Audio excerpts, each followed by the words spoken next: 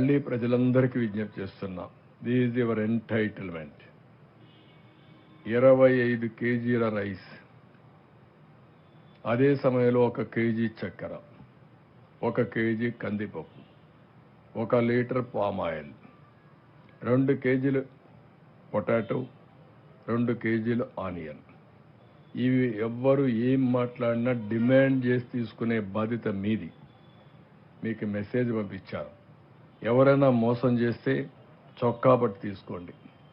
నేను ఆ మాట కూడా చెప్తున్నా. ఎందుకంటే చాలా కష్టపడి మీకు పంపిస్తున్నాం. మా ఆఫీసర్లు ఎక్కడా ఇలాంటి పనులు చేయరు.